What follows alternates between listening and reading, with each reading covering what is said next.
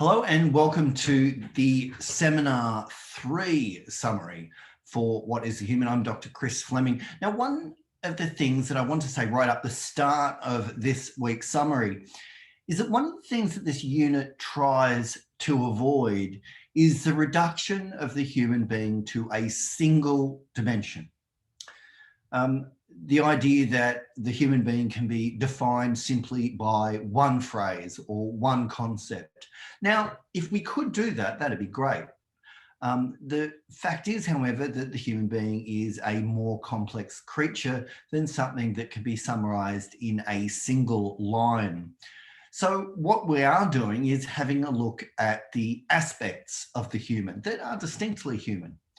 And this week, in answer to the question, what is the human?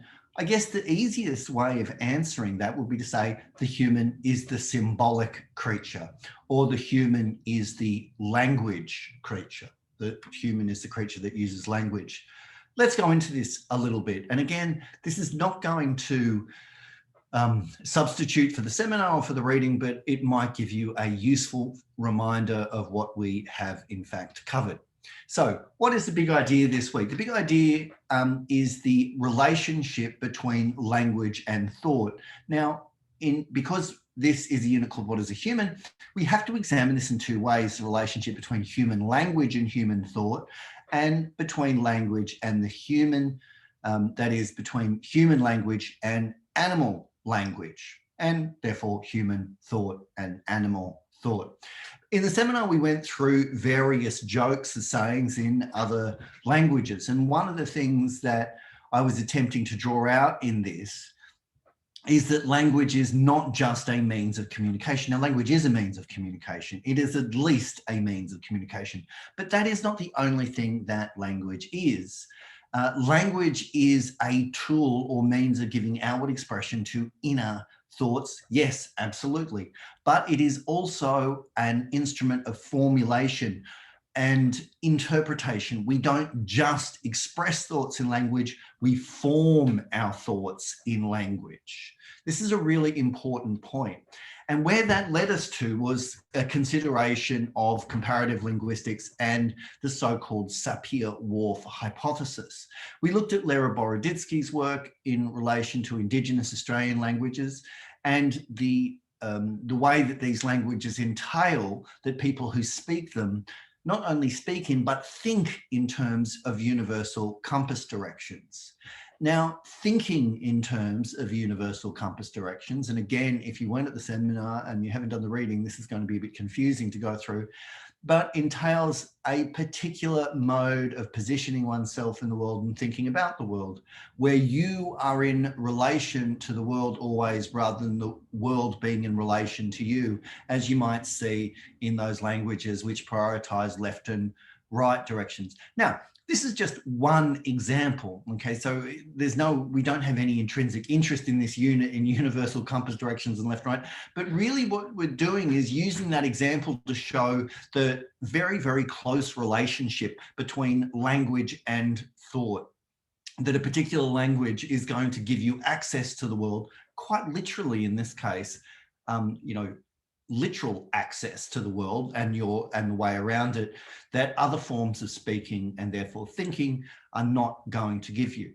We looked really at the origin of this mode or this hypothesis of the close relationship between language and thought in relation to Benjamin Lee Whorf, and that quote there is a very, very important one which expresses the so-called Sapir-Whorf hypothesis.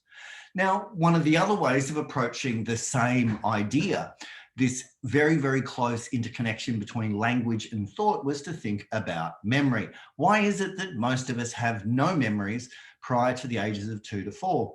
Well, it turns out, in fact, that our memories rely on grammar, on grammatical expression, grammatical development for them to function. Human beings need forms of tensing in their language in order for them to be able to remember. That's a bizarre idea. So why is it the case that you can't remember anything, say, or very few of you, apart from a few flashes of memory, would remember anything at the age 1? Well, the answer is you didn't have grammar. You didn't have the forms of speaking and thinking that allows you to think in terms of past, present, and future. And we indicated a couple of people whose work is very important in this area. But then we had to return to animals and anthropomorphic humour.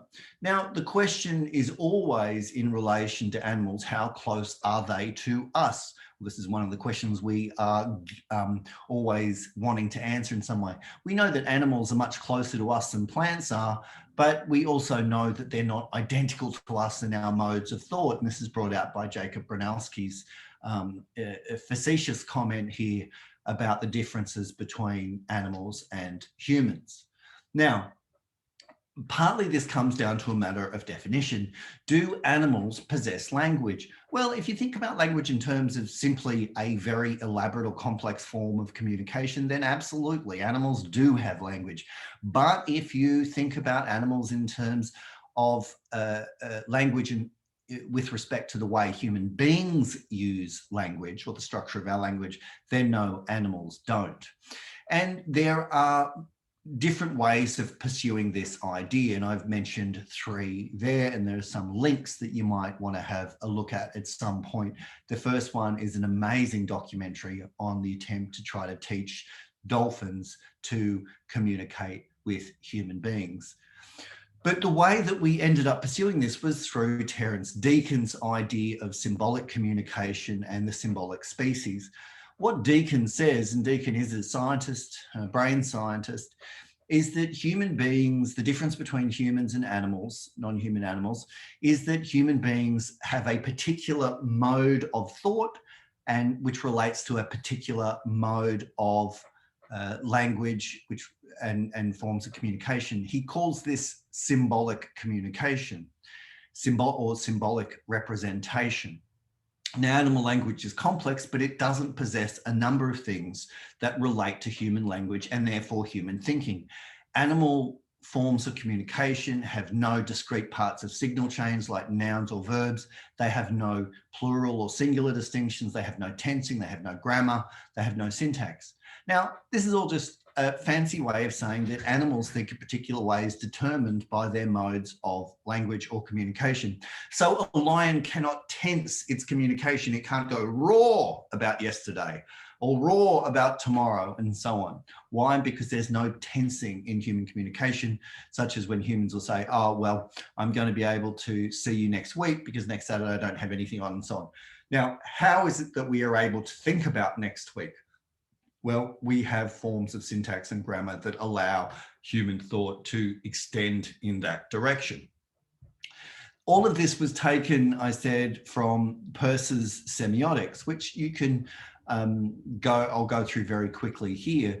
An icon is a sign, like a photograph, for instance, that looks like what it represents. An index is something like the smoke from a fire, which is causally related to what it represents.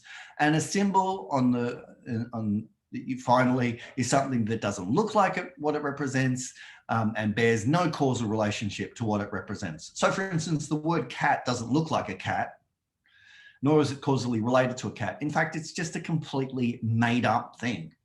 And this is what Deacon says is unique about human communication, whereas animals rely on iconic forms of communication. So, for instance, a dog snarling at you is an iconic sign. It's something that looks like what it represents. That is, a snarl looks a bit like a bite, which it is threatening you with, for instance. Or an indexical symbol, like a dog raising its leg on a tree and urinating to proclaim territory and so on. A symbol, in fact, has these properties that are not common to animal forms of communication. That is, it's completely arbitrary. The other thing to say about this allows for all sorts of things. The fact that we have different languages to represent different things. But we know that a lion in Sydney in a zoo is not going to be talking differently to a lion in Africa, for instance. So this is a really, really important thing to note.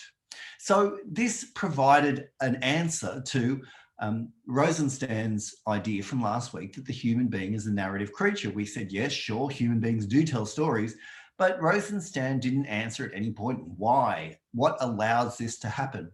Well, it turns out, in fact, that human narrative relies on symbolization, on symbolic representation. Without symbolic representation, human beings are not going to be narrative creatures. So Rosenstand's answer from last week, the human as a narrative creature, was correct, I think, but it didn't really explain what allows narrative to occur. Now, finally, there were two things that we needed to consider, one for this week and one moving into next week. The first thing to point out is to say that animals don't have language in the sense that we're talking about doesn't mean that they don't feel, doesn't mean that they don't think in particular ways, certainly doesn't mean they don't communicate. It also doesn't mean that they don't suffer, that they don't have interests, that they don't have affectionate connections with other creatures, including ourselves. So none of this means that animals aren't valuable or anything like that. And it's important to realize that this is the case. In fact, there may be even more responsibility we have for animals knowing that we communicate in different ways to them. But it's important to know in any case, talking about human symbolic communication is not by itself any argument about humans being so much better than everything else on the planet. That's not what it's about.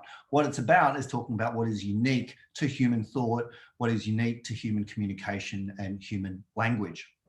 So this is really worth pointing out. Now, if we take the narrative creature, the idea of the human as a narrative creature as a starting point, one of the things that might mislead us with respect to is the idea that we're always kind of acting out narratives in a way that it's completely clear to us what we're doing, that we have stories, we have narratives about our own lives and so on. And what happens then is we just perform them. We have a personal story, we have a national story, we have cultural stories, we have religious stories. But in fact, is this really the case? There's a fair number of indications that a lot of what powers human behavior are narratives we are not aware of things that we repress or deny, or things that we are simply not conscious of. Now, we are going to pursue this next week, and hopefully we will be able to bring in a guest, Nicola Redhouse, who has written about some of this stuff in an amazing book called Unlike the Heart, which is really about postnatal depression. It's about Freud's work in psychoanalysis and the unconscious mind. And hopefully you will join us then, and we will have a very, very interesting time. Well, that really wraps up this week. So what's the bottom line? What is the human according to the seminars in week 3? The human is a symbolic creature. The human is the language animal. But we're not just the symbolic creature. We are not just the language animal. We are also a bunch of other things. And although many of those are linked to that capacity. But I'll leave it there. Hopefully this has been helpful as a summary of the week's work, and I'll see you in class. Bye for now.